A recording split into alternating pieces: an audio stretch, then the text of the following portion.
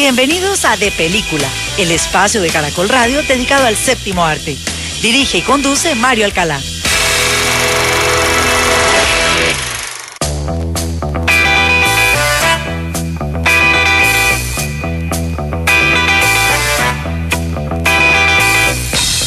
Muy buenos días a todos los oyentes de Caracol Radio en Colombia y en el exterior. Los saludamos en este domingo 16 de enero del año 2022 y a partir de este momento comienza De Película de Caracol Radio, el espacio del Grupo Prisa dedicado al séptimo arte, porque la sala de cine que abre más temprano en Colombia es De Película de Caracol Radio. Todos ustedes, nuestros amables oyentes, nos pueden seguir escribiendo a nuestra cuenta de Twitter @caracoldepeli o lo pueden hacer a través de caracol.com.co/depeliculanable con el programa. Y allí, además de dejar sus comentarios, sugerencias y opiniones, también tienen a su entera disposición todos nuestros programas completos, sin cortes, sin interrupciones, para que los escuchen a cualquier hora del día en nuestra plataforma a la carta o lo pueden hacer a través de los podcasts que están en FitBurner, iTunes y Spotify. Y en este domingo 16 de enero estaremos haciendo un recorrido a través de una de las franquicias más importantes del terror de los últimos tiempos. Se trata de Scream, La Máscara de la Muerte, a propósito del estreno de su quinta entrega en este 2022. Y también en el programa de hoy domingo estaremos hablando con el realizador, con el director colombiano Augusto Sandino, que además es productor y guionista con motivo del estreno de su más reciente film, Entre la Niebla. Así que sean ustedes bienvenidos. Esto es De Película de Caracol Radio, más compañía.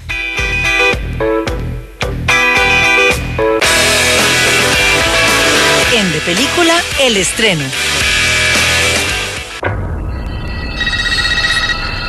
Esto no es gracioso, Amber. ¿Te gustaría jugar a algo, Tara?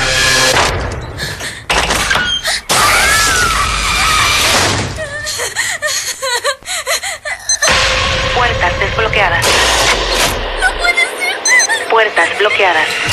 Y con estos sonidos en el español latino hablamos de Scream modelo 2022 o La Máscara de la Muerte, una producción de horror, misterio y suspenso perteneciente al cine slasher, donde aparece uno de sus más ilustres miembros, el famoso Ghostface, el cara de fantasma. En esta película, que a diferencia de toda la franquicia, no tiene la presencia de su majestad, el maestro Wes Craven, quien falleció antes de el rodaje de esta producción en su quinta entrega, y ese rol de director lo ocupan dos reconocidos realizadores, Matt Bettinelli-Olpin, un hombre que se conoció aquí en nuestro país, especialmente por esa muy bien lograda película Ready or Not o Boda Sangrienta del año 2019. Hablamos con él aquí en De Película de Caracol Radio acerca de esa extraordinaria producción de terror donde la gran protagonista era la preciosa Samara Weaving. Y en esa ocasión, en Ready or Not, lo acompañó Tyler Gillette, un hombre que también estuvo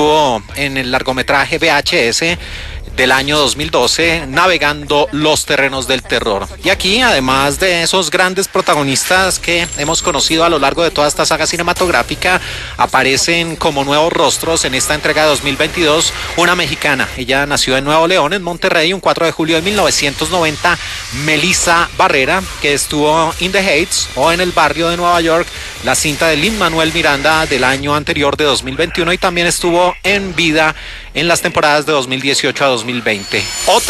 Otro nuevo rostro que aparece en este reparto de Scream modelo 2022 es una californiana nacida en Coachella Valley un 27 de septiembre del año 2002, Jenna Ortega, que en el pasado estuvo en una película de Netflix, en una secuela llamada The Babysitter Killer del año 2020, y también en un pequeño papel en Iron Man 3. Y aparece Jack White, un hombre nacido el 24 de abril de 1992 en Los Ángeles, California, que estuvo en Los Juegos del Hambre, pero sin lugar a dudas su papel más reconocido fue el de Huey Campbell en la muy bien lograda serie de televisión de Amazon Prime Video, The Boys, del año 2019 a 2022, que ya anunció una nueva temporada. Hay un número especial para eso. Adiós. Y como siempre, aquí en De Película de Caracol Radio, cuando se trata de una precuela, secuela, spin-off, una franquicia, una saga cinematográfica que demuestra que las distribuidoras no le apuestan a nuevo material, sino que prefieren ir sobre seguro y hablar de historias ya contadas, pues viajamos en el tiempo a través de los sonidos y recordamos lo que ha sido esta franquicia de Scream, La Máscara de la Muerte. Diga, Hola, ¿sí? ¿quién habla? ¿Con quién quieres hablar? ¿Qué número es? ¿A qué número quieres hablar? No lo sé. Creo que te equivocaste de número. ¿En serio? Suele pasar, cuídate.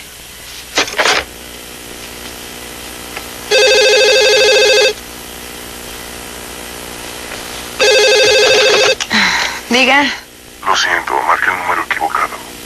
¿y por qué Te volví? dije que no me colgaras. Con estos audios en el español latino viajamos a 1996 con la película que abrió la senda, una producción que apenas tuvo un presupuesto de $15 millones y que tuvo una recaudación global de $173 millones.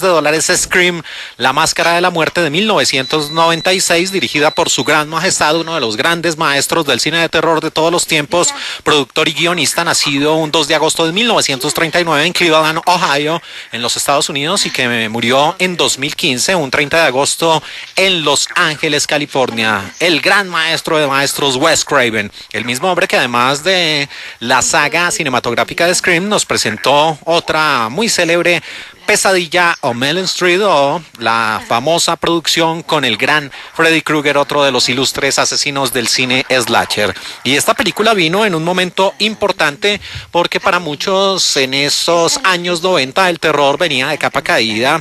Prácticamente las películas se habían vuelto trilladas y repetitivas, no había un aliciente para que las grandes audiencias, especialmente los jóvenes, quisieran ver películas de terror, y llegó el maestro Wes Craven e hizo una mezcla muy interesante y que le resultó muy acertada. El cine de terror clásico, el de los asesinos enmascarados, o el cine slasher, como el mismo Jason Voorhees, como el mismo Michael Myers, pues vino y le agregó ese tono juvenil, pero además también le mezcló buenos tintes de comedia y humor negro, y así nació esta Máscara de la Muerte, que tenía un reparto de actrices muy reconocidas como la gran Neve Campbell, una actriz nacida un 3 de octubre de 1973 en Ontario, Canadá, que la vimos en unas escenas candentes y muy bien logradas, como Susie Tyler en la película Wild Things o Juegos Salvajes de 1998, y que ha estado presente en gran parte de esta saga. Y otra mujer que en su momento era una de las actrices más reconocidas, no en el cine sino en la televisión, en la serie Friends, la gran Courtney Cox, nacida en Birmingham, Alabama, un 15 de junio de 1964, la famosa Monica Geller en esas temporadas de Friends de 1994 hasta 2004. Y otro de esos reconocidos hombres de esta saga cinematográfica, David Arquette, también compañero sentimental de Courtney Cox, nacido un 8 de septiembre de 1971 en Winchester, Virginia, en los Estados Unidos, que estuvo con Drew Barrymore en otra película, Never Been Kissed, o Jamás Besada, de 1999, y aquí en esta producción de 1996, en esas primeras escenas y en este diálogo que tenemos de fondo, aparecía también el rol de Drew Barrymore. Y otro actor es Kid Ulrich, que aparece aquí en los fotogramas de esta quinta entrega, nacido un 20 de enero de 1970 en Virginia, que estuvo también en otra cinta de terror, Jóvenes Brujas, en ese mismo año, en 1996. Escucha, estoy a 2 segundos de llamar a la policía. Jamás llegarán a tiempo. Y aquí la historia se presenta en Woodsboro, que es el pueblo donde se desarrolla la historia de Scream, La Máscara de la Muerte, donde conocemos a ese Ghostface, a este cara de fantasma que empieza a aterrar a varios jóvenes de ese lugar de los Estados Unidos, y este asesino en serie tiene una vestimenta bien particular que aún sigue utilizándose hoy en día en las noches de Halloween, con esa máscara blanca, con esa Ghostface, esa máscara de fantasma, y su arma predilecta es el cuchillo, donde da varias puñaladas a sus víctimas. Y allí lo que empieza a jugar esta película es a navegar los terrenos de esa mezcla de humor negro y de tinte juvenil, pero conservando la esencia del cine slasher, y el círculo de amigos donde aparecen los ya clásicos personajes de Sidney Prescott, que es una mujer con problemas emocionales, acompañada por Gay Wellers, que es una reportera muy reputada, y donde aparece Dewey, el rol a cargo de David Arquette, que es un hombre al servicio de la ley, un oficial oficial de policía, empiezan a tratar de averiguar quién es el asesino, cuáles son sus motivos, pero todo esto acompañado siempre haciendo referencias a lo que significa el cine de terror y cómo marca las vidas de los jóvenes y cómo los grandes planes que tienen precisamente los adolescentes es reunirse y ver películas de terror y hablar de ellas y decir que son trilladas, que el asesino siempre opera de la misma forma, que las víctimas siempre se comportan de la misma manera y por eso son tan fáciles de asesinar. Y esta película abrió esa senda, una producción que reinventó para muchos el cine de terror, mezclándole la comedia, y por eso no tardaría mucho tiempo en llegar una segunda parte, pero esta pegó fuerte y se convirtió prácticamente en una película de culto y en un referente para toda una generación. De 1996, Scream, La Máscara de la Muerte 1. Odio las de miedo. Debería estar estudiando, tengo biología. Muñeca, te mencioné que los boletos son gratis. ¡Gratis! Sandra Bullock está en el cine de enfrente. Nadie paga tanto dinero por ver a Sandra Bullock. Solo si está desnuda. Ah, pero si entras a ver una película llamada El Puñal. Adrenalina, Morín. Es bueno asustarse de vez en cuando. Es primordial. Te voy a decir lo que es, ¿sí? Apenas un año más tarde, en 1997, y con un presupuesto de 24 millones de dólares y una recaudación global de 172 millones de dólares, se estrenó la segunda entrega de Scream, La Máscara de la Muerte, de 2 horas de duración, con el mismo Wes Craven en la dirección y en el reparto, además de los ya conocidos Courtney Cox, Neve Campbell y el mismo David Arquette, aparecía Jada Pinkett Smith, la mujer de Maryland, nacida un 18 de septiembre de 1971, que estuvo en varias de las entregas de Matrix y también en Collateral. Y aquí otro de esos personajes era Lee Schreiber, nacido en San Francisco, California, un 4 de octubre de 1967, que además es también un muy reconocido director y que hizo un papel extraordinario en la cinta Spotlight del año 2015 interpretando a Marty Baron.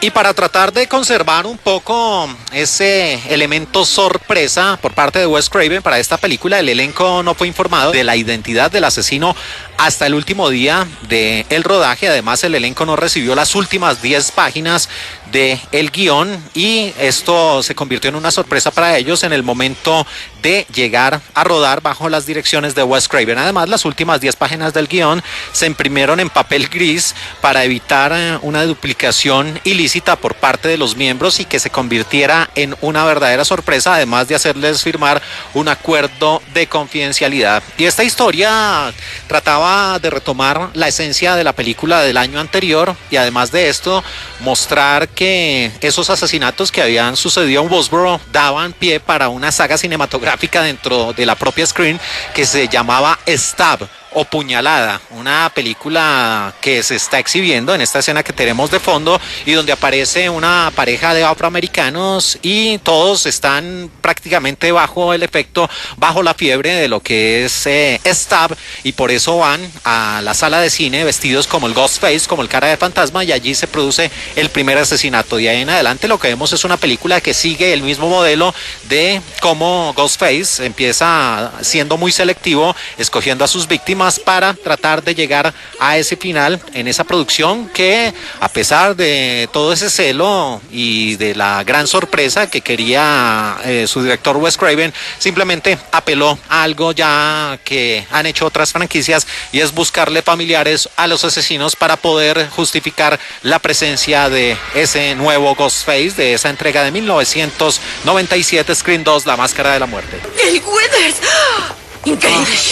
Escucha, sé que no nos conocemos y no me importa que no conteste mis llamadas, pero después de las películas me siento como si estuviera en su mente. Eso explica mis jaquecas.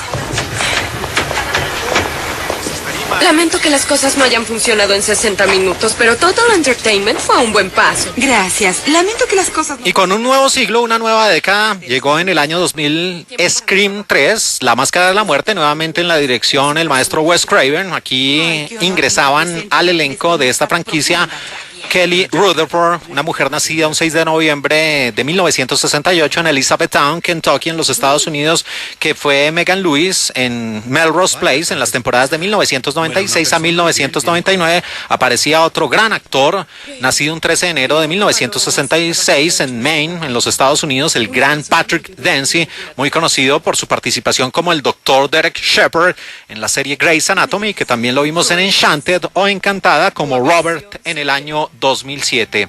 Y esta producción, que tenía un presupuesto de $40 millones, fue una de las de menos recaudación de la franquicia, alcanzando apenas $161 millones.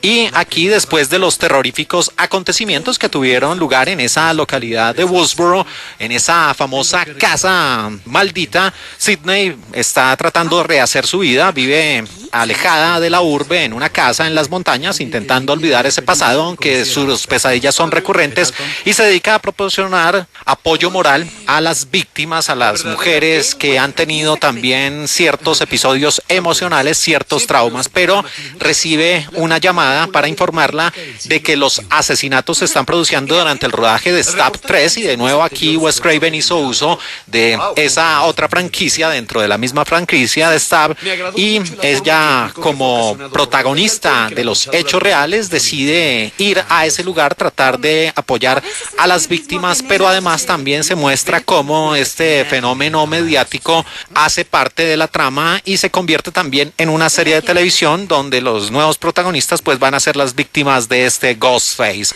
Del año 2000, Scream 3, La Máscara de la Muerte. Hola. Hola. ¿Sí? ¿Quién eres? ¿A quién quieres llamar? ¿Con quién hablo? Número equivocado. ¿Quién era? Nadie. ¿Elegiste una película? ¿Sí? Una aterradora. Saw 4. La vi en el cine. No quiero, no da miedo. Y otro de los ingredientes que también tiene esta franquicia es que hace referencias a otras sagas cinematográficas. Aquí escuchamos en el español latino hablando de Saw, o el juego del miedo, o el juego macabro. Y llegamos al año 2011 con una película de 1 hora 51 minutos de duración, Scream 4, Scream, La Máscara de la Muerte, dirigida nuevamente por el maestro Wes Craven. Y esta producción le atinó a reunir un elenco de actrices talentosas y muy, muy hermosas, como Lucy Hale, nacida un 14 de junio de 1989 en los Estados Unidos, que estuvo en True or Dare del año 2018, esa película destrozada por la crítica y con razón, interpretando a Olivia Barron. También aparecía Anna Paquin, la famosa canadiense, nacida un 24 de julio de 1982, que fue Flora en esa película de culto de 1993, El Piano, y que también estuvo como Rock en un par de entregas de los X-Men. Y aparecía una mujer preciosa, divina, talentosa, nacida en Nueva York un 10 de febrero de 1991, la gran Emma Roberts, que ha estado en el cine y en la televisión,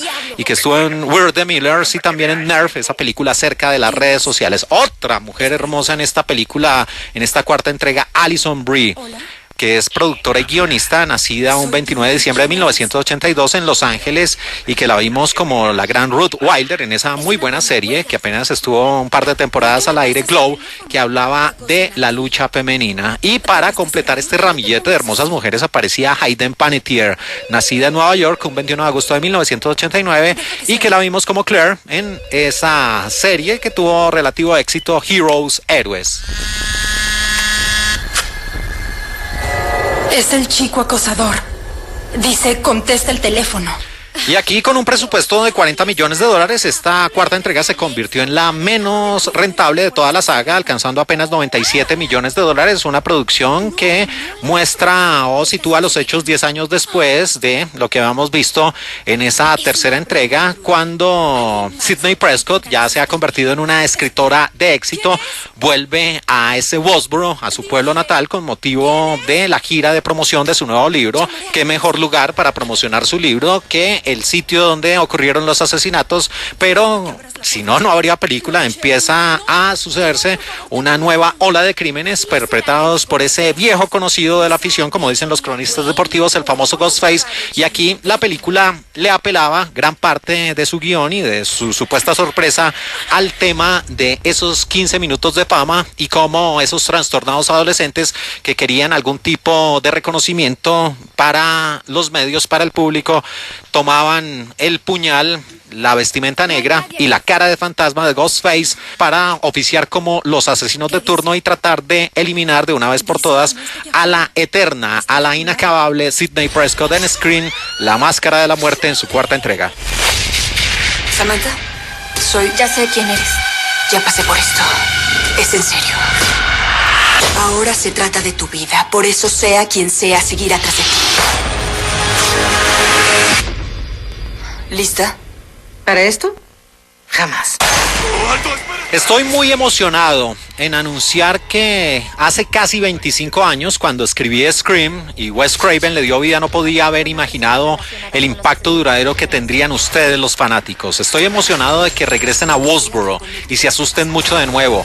Creo que Wes Craven habría estado muy orgulloso de la película que Matt y Tyler están haciendo. Estoy emocionado de reunirme con Ned, con Courtney, con David, con Marley nuevamente y además trabajar con un equipo de cineastas y un elenco increíble recién llegados que se han reunido para continuar con este legado de Wes Craven. Dijo Kevin Williamson, el creador de esta franquicia de Scream, que muestra la historia a raíz de ese encuentro entre los nuevos y los viejos personajes. Y aquí la historia empieza a girar en torno a dos mujeres que son hermanas en la pantalla grande. Tara Carpenter, en compañía de su hermana, interpretada por Melissa Barrera, Sam Carpenter, y allí, muy al estilo de esa película de 1996, en los primeros minutos, de nuevo Ghostface empieza a llamar al teléfono y de allí comete o trata de cometer su primer asesinato, pero esta sobreviviente es capaz de contar la historia. Y allí en ese instante aparece Sam Carpenter, el rol a cargo de Melissa Barrera, una mujer que tiene ciertos problemas emocionales, que ve fantasmas del pasado y que tiene, por supuesto, una relación directa con los asesinos de esa película de 1996. Y allí ellos empiezan, el resto del elenco, donde aparecen Dylan McNeid, también Jasmine Savoy Brown, a hablar acerca de estas películas, pero ya hablan de algo obsoleto. Empiezan a burlarse precisamente de la manera como se narraban las historias de terror, e incluso hacen bromas respecto a que les gusta más el terror psicológico y no el mismo cine de asesinos enmascarados o del cine slasher. Pero cuando empiezan, por supuesto, a aumentar el número de víctimas y a correr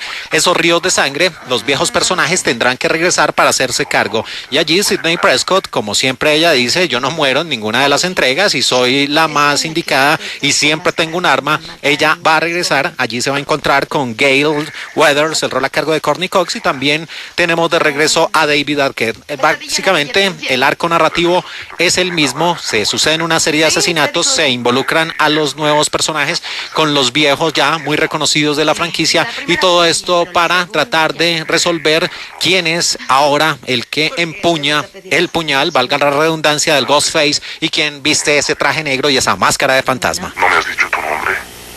¿Por qué quieres saber mi nombre? Para saber a quién estoy viendo. Y con Scream 5, La Máscara de la Muerte, modelo 2022, tenemos una película que, si bien se esfuerza bastante para tratar de retomar la esencia del legado de Wes Craven, y esta película está dedicada a su memoria, infortunadamente cae en el mismo escenario, en el mismo punto que tanto le criticamos a Matrix Resurrecciones, y es que no se puede desligar de las películas originales, especialmente la de 1996, e incluso de manera descarada utiliza gran parte de los fotogramas del metraje de esa cinta y trata de ligarla de una forma casi que forzada con esa película de 1996 para tratar de continuar esta historia, para capturar nuevas audiencias, pero lo que hacen realmente es demeritar y por debajear, como se dice coloquialmente, a esa película de 1996, abusar de ella para tratar de contar la misma historia con las mismas secuencias, donde corren los mismos ríos de sangre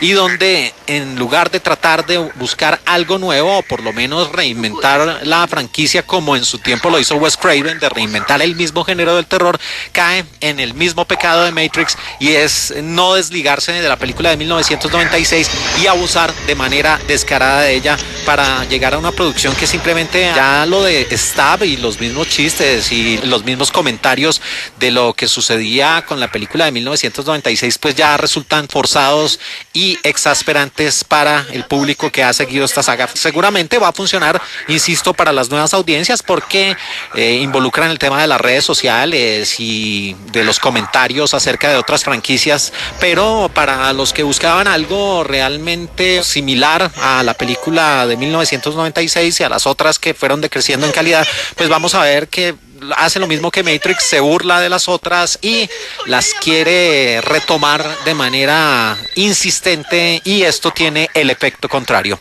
Así que uno de los estrenos de la semana, la tan esperada para muchos Scream 5, La Máscara de la Muerte, en su quinta entrega de 1 hora 54 minutos de duración. Ya te divertiste, así que será mejor que te vayas, o entonces... O entonces mi novio estará aquí en un segundo y se enfadará mucho cuando sepa que estás aquí. En De Película, la entrevista.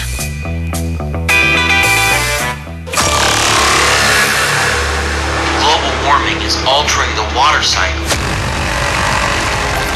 causing more severe and unpredictable flooding and droughts.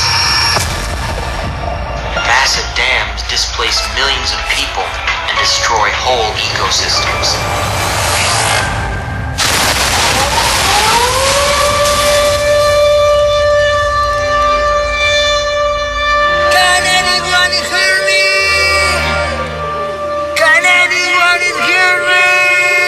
Y a esta hora, aquí en De Película de Caracol Radio, la sala de cine que abre más temprano en Colombia, hablamos de uno de los grandes y de los buenos estrenos de la semana, una película que nos saca un poco del molde a los que estamos acostumbrados de géneros ya repetitivos y que nos muestra historias de vida e historias relacionadas con nuestro país. Y para nosotros es un placer y un honor tener a Augusto Sandino Bogotano, un hombre que es productor y también director, guionista y que en muy poco tiempo ha hecho mucho en la industria, en el séptimo arte. Augusto, bienvenido a De Película de Caracol Radio. Mario, buenos días para ti y para toda la audiencia. Es un gusto estar con ustedes en la mañana de hoy. Bueno, Augusto, lo primero que me viene a la mente cuando recuerdo las imágenes de Entre la Niebla es de que este es del tipo de películas que seguramente usted durante mucho tiempo tenía ahí con ganas de realizarla. ¿Cómo fue ese proceso? ¿Cuánto tiempo le tomó llevar seguramente algo que usted tenía hace mucho tiempo en la mente? Pues Mario, yo creo que uno va pensando en las películas durante tiempo y no se da cuenta que está de alguna manera fabricando una nueva obra. Pero digamos que con este proyecto en concreto lo empezamos hace unos 5 años, en donde tuvimos como la iniciativa y ya el empujón para llevarlo a cabo. Es una película que lleva 5 años. Hay que tener en cuenta que estuvimos frenados por el tema de la pandemia casi 2 años, pero es una película en la que hemos estado trabajando y puliendo tiempo. Augusto, este es del tipo de películas que uno analiza y empieza a ver muchos detalles y quisiera a través de esta entrevista pues ahondar en varios de ellos. El primero, por supuesto, es ese espacio geográfico, un espacio que tiene que ver con una parte específica de nuestro territorio. Hablemos de cómo consigue ese espacio geográfico, este ambiente de montaña lleno de niebla, con mucha vegetación. ¿Cómo fue la consecución de ese espacio geográfico donde se desarrolla Entre la Niebla? Sí, la película la rodamos en el páramo de Sumapaz, el páramo más grande del mundo. Hace parte del Distrito Capital. Es un páramo bellísimo, con una energía cósmica maravillosa, o sea, parece otro planeta. Es realmente la primera vez que yo fui a Sumapaz fue sobrecogedor como experiencia y decidí que iba a hacerlo allí. Por fortuna estaban en curso los diálogos de paz, la firma del acuerdo, y entonces el territorio se abrió para nosotros y estuvimos haciendo un trabajo con la comunidad que nos permitió a nosotros como equipo poder penetrar el páramo, y logramos fotografiar lugares nunca antes vistos y pues plasmarlos en la película que hemos hecho, y estamos muy muy felices de poder también aportarle esto a las comunidades del Sumapaz. El Sumapaz durante casi todo el siglo XX pues sufrió en carne propia casi todas las tragedias políticas y sociales que hemos padecido en Colombia. Entonces es un lugar con mucha historia, es un lugar muy cargado de testimonios, y elaboramos una película de ficción alrededor recogiendo muchas experiencias de los mismos sumapaceños, y poniendo pues en una obra cinematográfica muchas inquietudes también mías frente al país y a lo que viene pasando con el medio ambiente, con el agua, con la minería, con derechos humanos, con muchos temas, pero no de una manera directa, sino más como contextuales. Entonces, Sumapaz es absolutamente un personaje de la película, y estamos muy, muy contentos con el resultado. Es una película que toma unos riesgos estéticos y narrativos, pero que está todo enmarcado dentro de la lógica de lo que puede ser un lugar de estos tan foráneo para la mayoría de las personas en el mundo. Me gustan esos términos que usted utiliza, Augusto, riesgos estéticos y narrativos, y precisamente sobre esos riesgos me imagino que tiene que ver con ese uso de los colores que navega ahí el terreno del surrealismo. ¿Cómo fue en postproducción? Me imagino darle esos matices, especialmente el rosado, que es uno de los colores que más brilla en la película. ¿Cómo fue ese proceso, Augusto? Bueno, una película es como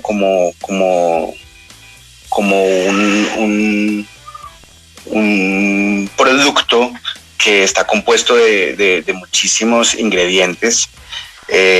No solamente está la configuración de lo narrativo o de lo explícito, sino también hay elementos plásticos, hay elementos de arte, de color, de fotográficos, musicales, sonoros.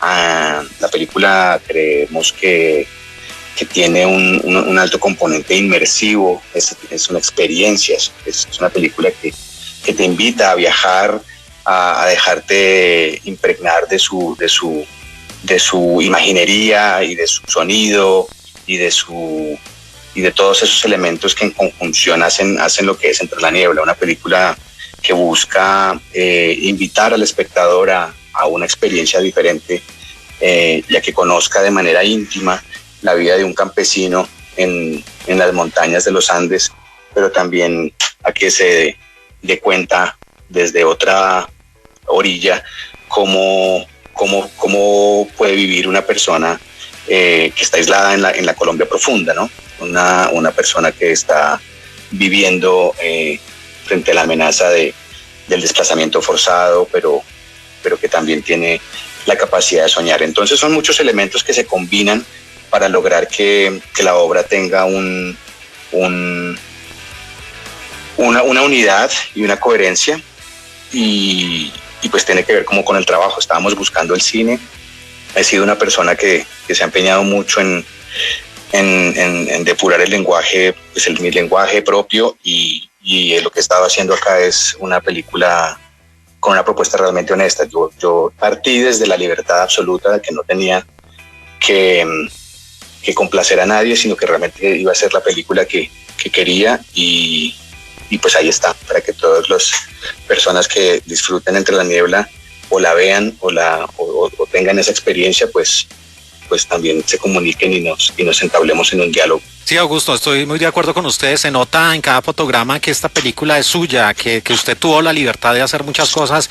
Y hablando de esas imágenes que quedan ahí en la retina, que quedan para la memoria, quiero hablarle de dos especiales. Primero, ese gran plano general donde suceden esas explosiones. ¿Qué tanto les llevó planear esta escena en particular y cómo fue rodarla?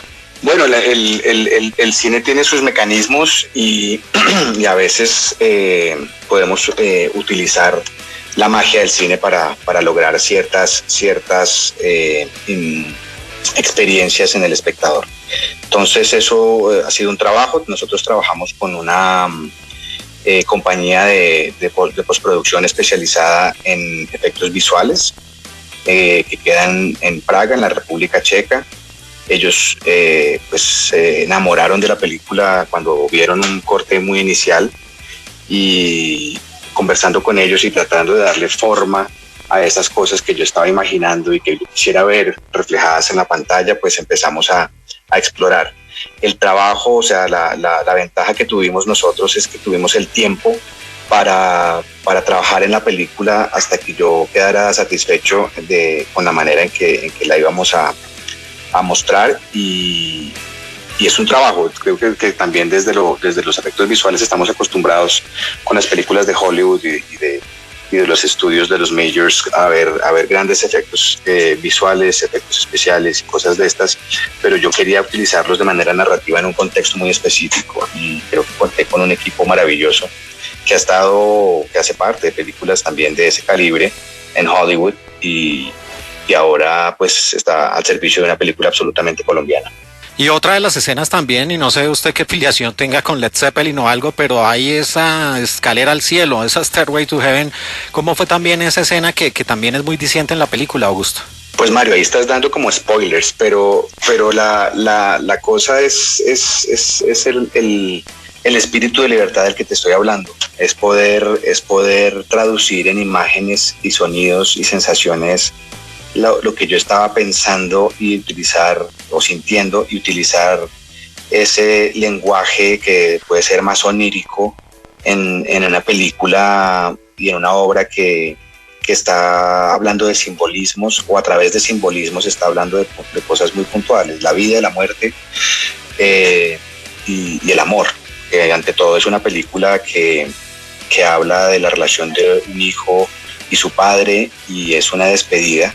Es una carta de amor a un padre, es una carta de despedida, y de alguna manera también es eso, y es una de las cosas que me motivaron a mí a hacer la película. Una pérdida personal que tuve me impulsó a querer hacer una obra desde el dolor, desde la pérdida, y poder ensoñar, poder recrear las cosas que uno piensa y siente de manera poética en la pantalla.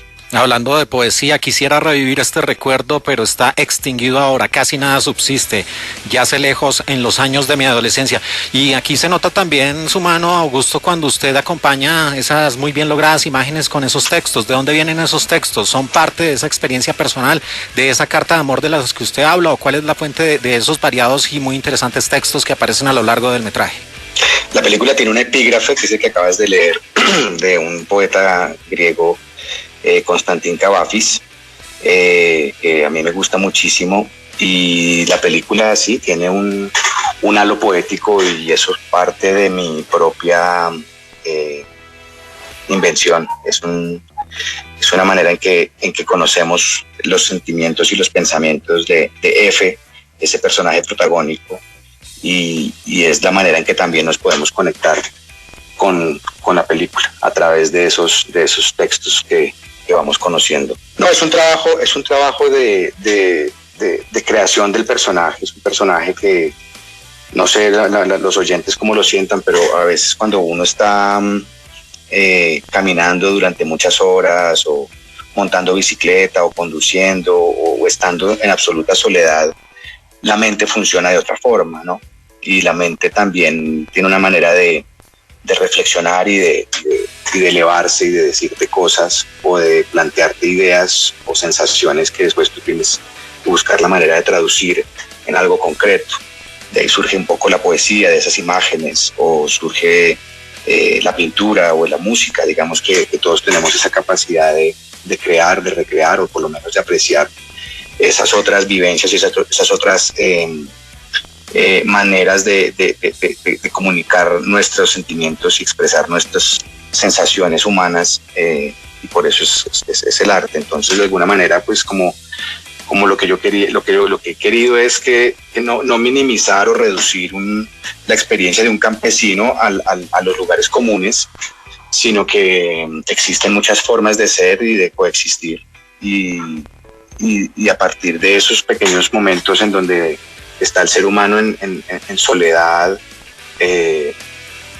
afectado por el contexto, por el entorno, puede generar una cantidad de sensaciones y de emociones, y yo quería que eso no se quedara, que que fuera hermético dentro del personaje, sino que saliera.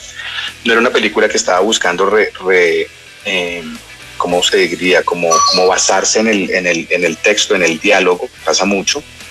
Estamos acostumbrados a ese tipo de información a través de la televisión y muchas películas, sino que más bien fuera una cosa en donde vamos conociendo al personaje de otra forma, de una manera distinta, en donde nos vamos relacionando con su verdadero yo, que es ese yo íntimo. A mí me interesa el cine íntimo, el cine de esos conflictos personales profundos, y la manera de hacerlo, o que encontré, fue a través de la poesía.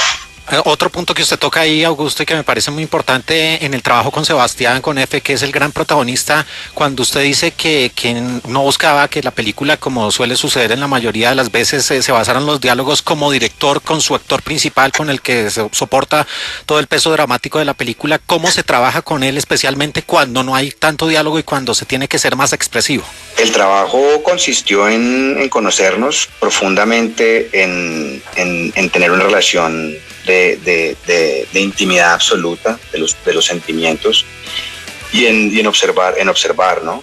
Creo que el trabajo de un cineasta es esencialmente la observación, y el trabajo que hicimos fue de construir una relación de confianza a tal punto que él se entregara a ese personaje y él se convirtiera en ese personaje que fuimos encontrando conjuntamente, y luego ya llega un punto en donde se suelta y él es, ¿no? Entonces, F, digamos que se apoderó de Sebastián, y aunque Sebastián lo movía y lo activaba, sí es como que F cobró vida. Entonces, como Sebastián no es actor profesional ni entrenado, la idea también era que él sintiera que no estaba siendo actor, no fuera dirigido, sino más bien que estuviera metido en la lógica de su interpretación o de su contexto, porque básicamente es un personaje que reacciona frente a un contexto. Y es una búsqueda muy hermosa, es un camino largo. Ese camino nos tomó 2 años, más el tiempo de la película, más el tiempo de la espera, y entonces es un camino ansioso, es un camino de muchas pues muchas sensaciones que se atraviesan con el paso del tiempo, pero ahora que él vio la película, pues entendió muchas de las cosas que estábamos haciendo, que a veces estaba a tientas, pero que se permitió, que se dio lugar gracias a esa confianza que fuimos construyendo durante tanto tiempo. Augusto, usted al principio de esta entrevista hablaba de que quería dar una visión particular acerca del conflicto, de lo que nos rodea y de lo que pasa en ese campo de la persecución y muchas veces el desplazamiento, pero usted aquí, desde su visión, quería simplemente darle los elementos de juicio al espectador y no tomar partido, simplemente que cada quien sacara sus propias conclusiones de esa visión que usted le da al conflicto como tal. Sí, Mario, yo creo que el conflicto está presente. Los conflictos son desde unipersonales hasta políticos como nación y como Estado. Entonces, lo que yo estoy presentando a través de una película es una serie de inquietudes mías, políticas, sociológicas, históricas, culturales, que están ahí presentadas. O lo que hace la película Entre la Niebla es presentar una serie de elementos que están ahí para que el espectador los vea y ahonde en ellos si quiere, pero de alguna manera también es así la vida, ¿no? Nosotros estamos enterados de lo que pasa y a veces pues tomamos la información de tal y como se nos sea presentada, dependiendo del medio transmisor, sea periodístico, sea a través de la oralidad, pero siempre estamos siendo un poco manipulados en cuanto a la información. Entonces lo que yo quería hacer aquí era presentar las cosas como son, como suceden, a través del punto de vista de un personaje, y a partir de ahí pues la gente genera su propia reflexión. Creo que cuando no intervengo yo como autor en una mirada, sino que simplemente estoy presentando unos hechos, se vuelve más diciente porque la reflexión es más directa. Y se causa una reflexión. Mientras que si es un noticiero o un intermediario de la información, pues se genera un sesgo. Y era lo que yo no quería, ser un poco más libre y más honesto con eso. Augusto, no quiero hacer otro spoiler, pero es que hay una escena que también me llamó mucho la atención por el buen gusto, porque cuando se habla de desnudos precisamente en una película y se hacen tan dicientes, pues se puede cruzar esa delgada línea de pasar de hacer algo artístico a algo vulgar, pero esa escena que tan difícil fue en particular, estoy hablando de la escena donde aparecen unos desnudos, por el buen gusto y que finaliza con una toma magnífica. ¿Cómo fue eso y qué tan abierta? ¿Qué tan difícil fue para las actrices lograr esta escena?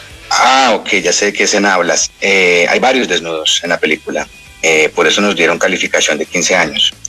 Pero el desnudo es parte de la humanidad y hacemos, o sea, en la pintura, inclusive antes del Renacimiento, está llena de desnudos. Y el desnudo se ha como vuelto un poco tabú. El cuerpo humano, cuando es absolutamente natural, somos desnudos, nacemos desnudos, vivimos desnudos y nos cubrimos. Entonces, como se presentan las cosas, también es la manera en que nos hacen mirarlas, ¿no? Para mí era importante que el espectador sintiera esto de la misma forma que F, que es un personaje tan inocente, digamos, tan blanco, tan innecesariamente... o sea, que no busca el morbo, pues yo no podía filmar una escena de estas características con una mirada que no fuera la de F. Es decir, el reto está en volver la cámara de F, en volver la cámara que opere dentro de la lógica y dentro del concepto de lo que está manejando la película. Entonces ahí es cuando uno como director pues toma unas decisiones estéticas, pero también que sean análogas con la intención y con el concepto original de la película. Es muy difícil que uno el concepto inicial de una película no se le vaya, no se le escape. Yo conozco casos en donde el director de pronto como que a mitad del rodaje se le olvidó cuál era lo que estaba haciendo, cómo quería hacerlo en principio, porque hay tantos factores y tantos distractores y tantas influencias y tantas cosas que es muy difícil mantenerse como muy fiel a eso, pero creo que la manera en que la película está filmada obedece a la lógica conceptual de la película y en ese sentido pues no podía filmarlo de otra forma. Creo que es absolutamente orgánica y natural. La película, sin ánimo de ser pretenciosa, es una película que realmente es fiel a ese personaje y a sus ojos, a la manera en que él podría estar viendo las cosas. Pues Augusto, sin ánimo también de ser pretencioso y hablando de las sanas comparaciones que uno puede hacer en todo el mundo del cine, encontré su película con rasgos muy similares al cine, por ejemplo, de Alejandro Jodorowsky. ¿Este tipo de comparaciones le molestan o le gustan de que tenga también esa visión onírica acerca de una historia como lo hace el chileno? No me molesta. Yo a Jodorowsky lo admiro muchísimo. No es una influencia directa para mí. Conozco unas cuantas películas de él. Me parece un gran cineasta, un gran pensador, un humanista destacado. No pienso yo siempre como en referentes directos. A mí me hablan de ciertos nombres que a mí me parecen incluso pues son halagos, pero en realidad yo para esta película no estaba buscando referentes ni incrustarme en ningún tipo de movimiento y todo lo contrario, estaba alejándome de cualquier tipo de encasillamiento. Y cuando me preguntan de qué se trata la película o de qué género es, pues para mí es muy difícil definirlo, porque pues hay gente que dice que es drama social, que es ciencia ficción tropical, que es una película de gángsters, que es una película medioambiental, que tiene una serie de elementos que la harían misterio. O sea, eso me parece que es válido en un sistema de capitalismo en donde todo se tiene que clasificar, ordenar y procurar una venta, pero yo no estaba pensando en eso. Es una película que vuela, que viaja, que que obedece a esa lógica que tiene ese personaje en ese contexto particular. Es que es muy importante que la audiencia sepa que el páramo te lleva a esos sitios de delirio, ¿no? Entonces, pues hay referentes, para mí son más cercanos a lo pictórico, a la pintura, por ejemplo, de los pintores rusos de la primera mitad del siglo XX y unas estéticas en donde pues lo bucólico, lo onírico se trabaja de una forma más decidida, más agresiva y en donde el color es fundamental. Entonces yo creo que cuando uno viene a Colombia y conoce Colombia y vive Colombia, pues se da cuenta que Colombia tiene millones de verdes y millones de formas de interpretar la paleta que tienes enfrente. O sea, aquí hay colores que no están en ningún lugar del mundo y me parecía fantástico hacer una película de verdes, y la película se va por ahí a explorar sin tener nada premeditado, sino más bien estar libres y abiertos a lo que nos presentaba también el páramo, porque si el páramo no se deja filmar, no hay cómo. Es un lugar que es celoso también.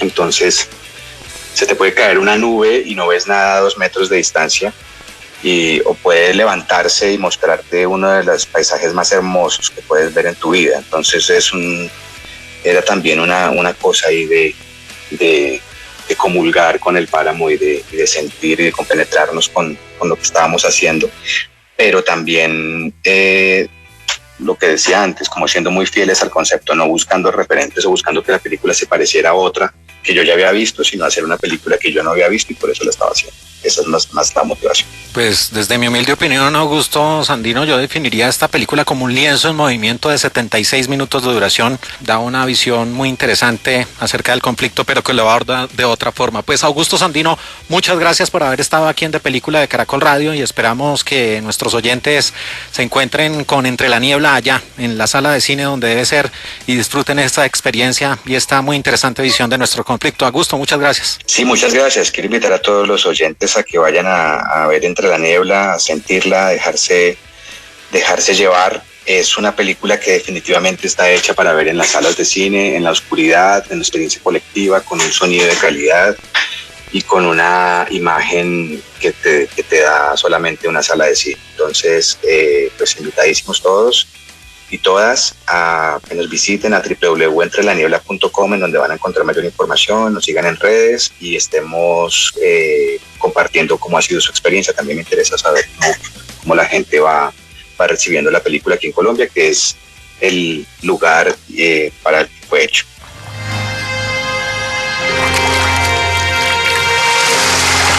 Ah,